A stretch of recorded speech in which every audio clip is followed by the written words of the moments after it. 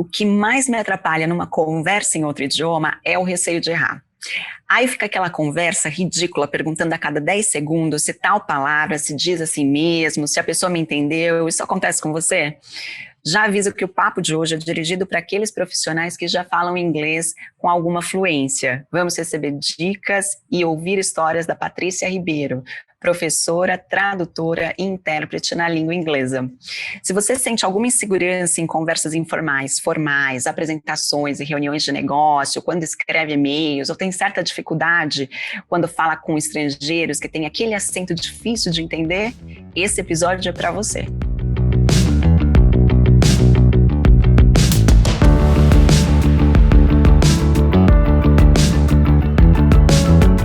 Se você é novo por aqui, está nos vendo no YouTube, já se inscreve e ativa o sininho para não perder os próximos programas. Se está nos ouvindo pelo Spotify, só seguir o podcast G2 Entrevista. E se você gostar do que vai ver aqui no YouTube, deixe o seu like registrado para a gente saber que esteve por aqui.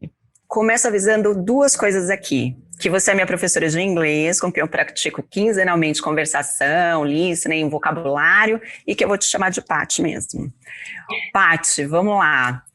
Na sua opinião, o executivo brasileiro manda bem no inglês? Eu acho que manda, eu só acho que ele não sabe às vezes. Tem um pouco de síndrome do vira-lata, sabe? Falar, não sei falar inglês, meu inglês é péssimo, mas eu acho que ele manda. Bacana. Mas na sua opinião, quais são as maiores dificuldades desses executivos? É a conversa formal, a informal, a escrita, o acento daquele gringo que é mais complicado, a exposição em reunião? Putz, isso acaba sendo bem particular de cada aluno. É impressionante, assim, como um tem muita facilidade para escrever, o outro manda super bem na gramática, e tem aquele que não consegue escutar nada de um sotaque diferente, que já bate um pânico. E aí isso tem muito a ver com a personalidade da pessoa, sabe? Então, claro, aquele que é mais ansioso, o que tem mais dificuldade em falar em público, claro que ele vai ter dificuldade também na hora da apresentação, né? Na exposição. E tem gente que não gosta de escrever, que vive ali no WhatsApp só, escreve 1, 2 e-mails, na hora de escrever um textão vai sofrer também. Mas cada uma das habilidades são tratadas de forma diferente, inclusive quando você tem uma dificuldade, né? Então, poxa, também não dá para, só porque alguém tem problema na escrita, você fazer aula só de escrita, né? A não ser que você seja um redator lá, e aí você realmente precise. Mas tem que ter sempre um equilíbrio e vai ter sempre uma habilidade que você vai demorar mais para desenvolver. E o que efetivamente funciona para o profissional que precisa manter a fluência em inglês? Né? E queria que você desse uma dica assim, o que se fazia, quais eram os costumes, a frequência de estudo, o que se fazia antes da pandemia e agora, durante, como é que faz? Qual que é o seu conselho para manter a fluência? Legal. Primeiro, né, para manter a fluência tem que manter rotina, não tem o que fazer. Eu falo para alguns alunos que, olha, quem pratica esporte sai na vantagem, porque a pessoa já tem disciplina para fazer, tem que fazer um pouquinho por dia, não adianta querer fazer um dia 10 mil exercícios e no outro você não faz nada, sabe?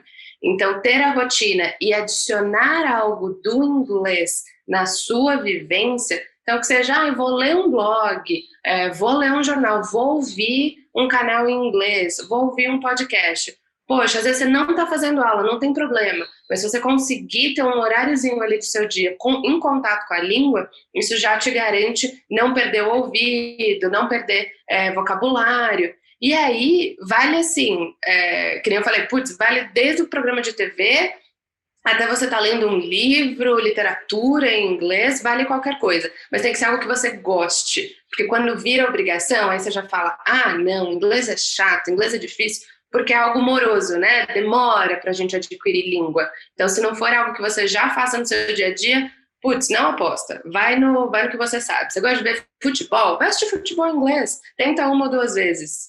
Futebol é bom, hein? Aqueles caras falando naquela velocidade, meu Deus do céu, que treino. Eu acho que a minha dificuldade maior é quando a velocidade parece que está dobrada, e aí você fica, meu Deus, perdi, agora já não sei mais o que a pessoa está falando, né? Eu adoro, por exemplo, acho que todo mundo adora, né, Simon Sinek, mas às vezes o cara dá uma acelerada, que você fala, opa, e ele gosta de colocar uma piada, ele é engraçado, né? E aí você pode perder. Mas eu gosto do desafio. Deixa eu ver se eu entendo esse cara. Boa dica. Agora sim, que dicas você dá para aumentar a chance de sucesso em uma apresentação, reunião profissional em inglês? Por quê? O meu chamado, né, para falar com você foi quando eu tive que fazer uma apresentação e participar como speaker de um evento em inglês fora do país. Aí eu falei, isso aqui para mim tá over, eu vou ter que me preparar melhor. Então, eu acho que esse é o momento que todo mundo dá uma ensaiada, né? Não vai friamente, né? Eu também concordo com você, acho que os executivos, principalmente os homens, eles são donos de si e eles acham sempre que estão mandando bem, né? Os caras são... Porque empreendedor, empresário, né? Aqui nesse país tem que ser atrevido, né? Então tá certo, ele vai lá e mete as caras, ele não tá nem aí se está cometendo um deslize ou não no idioma.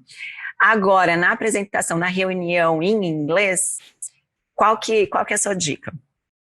Boa, poxa, isso é fácil de responder até, porque tem uma coisinha que funciona para 99% dos casos e que quase ninguém lembra de fazer. Então todo mundo faz o script lá, olha, tem que falar isso, aquilo, outro, prepara às vezes piada, sabe exatamente qual slide vai falar o quê, mas aí vem alguém e faz uma pergunta no meio da apresentação. Ou alguém te interrompe, e aí o cérebro trava, o cérebro não está preparado para aquilo, né? E aí, o que eu diria, então, de dica é tente adicionar um passo ali na sua preparação, que é premeditar, ou tentar premeditar, o que serão as perguntas do seu ouvinte. Quem é que vai estar ouvindo? Quem é a sua persona ali? E o que ele vai ficar confuso, né? Então, se tem aquele slide que você vai falar de algo mais técnico, putz, anota ali do lado para você mesmo, né? Quem vai... provavelmente vai surgir uma dúvida sobre isso, sobre aquilo, porque aí você não é pego de surpresa, assim, e não trava. Só isso já te garante uma melhora gigantesca na apresentação. Excelente dica, já aconteceu comigo e eu não fiz esse exercício realmente, te interromper, porque se ninguém te faz nenhuma pergunta, ótimo, né? Agora também pode ser um insucesso, né? Poxa vida, ninguém interagiu comigo. Então você não sabe se torce para alguém perguntar ou para não perguntar. Agora, fazendo um gancho que você falou aí de piada, e eu estava fazendo uma pesquisa assim com alguns amigos, em que momento você se sente desconfortável aí no seu inglês, na sua fluência? E muitos responderam que é na hora da conversa informal, porque realmente aí vem a parte cultural. Então, falar de uma partida de futebol americano, meu Deus do céu, não sei uma regra, não daria, não sei o nome do jogador, uma desgraça total. Agora, indo para piada, é complicado, né? Eu já participei de um evento que tinha um comediante. Ah, Deus. Você não entende metade, né? Agora, nessa situação, na conversa informal, se eu não entendo a piada, Paty, qual que é o seu conselho? Eu dou risada do mesmo jeito? Ou eu peço uma explicação para aprender um pouco mais? O que você faz nessa situação? Ai, eu acho que depende, hein? Depende bastante de quem é que tá fazendo a piada.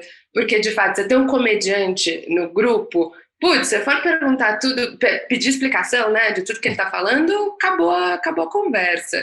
E isso já aconteceu comigo, inclusive, de eu estar traduzindo uma apresentação e a pessoa fazia tantas piadas, mas era tão cultural que não dava para eu traduzir com rapidez ali, que eu falava para minha audiência, eu falava assim, gente, ele fez uma outra piada, tem uma outra piada. E acontece às vezes. Então, eu acho que, poxa, perguntar a primeira vez, mas o que isso quer dizer? Não entendi. Ou por quê? Qual a graça nisso? Vale, porque você está criando ali um vínculo até, né? Você está se interessando pelo que a pessoa tá te dizendo. E a maioria das pessoas vão ficar felizes de contar um pouquinho do contexto dela. Mas tem coisa que é muito específica, de uma cidadezinha, né? De um lugar que a pessoa venha. E aí, dá uma risada, ok, né? E continua a conversa. Se foi algo muito importante que a pessoa disse e ela percebeu que você não captou, ela mesma vai fazer questão de repetir, né? Ou de refazer a piada, alguma coisa. Então, dá uma ignorada que tudo bem. A comunicação não precisa... Você não precisa entender 100% das palavras nem do contexto. Um outro amigo... estava explicando como é que ele se sente, e acho que todo mundo, e isso não tem jeito, né? É a diminuição do seu vocabulário. Então, eu falo muito, gesticulo, né? Meu vocabulário em português é muito mais extenso do que no inglês, no espanhol. E aí, às vezes, aquilo te chateia, né? Fala, ai, poxa, só posso usar essa palavra e essa outra para eu me sentir confortável e passar a mensagem. E aí, entender a piada, eu deixo para a próxima vida, se eu nascer em algum outro país estrangeiro aí que fala inglês. Agora, Paty, dá umas dicas aí do que você tem ouvido, do que você acha que é bacana de indicar aqui para o nosso público.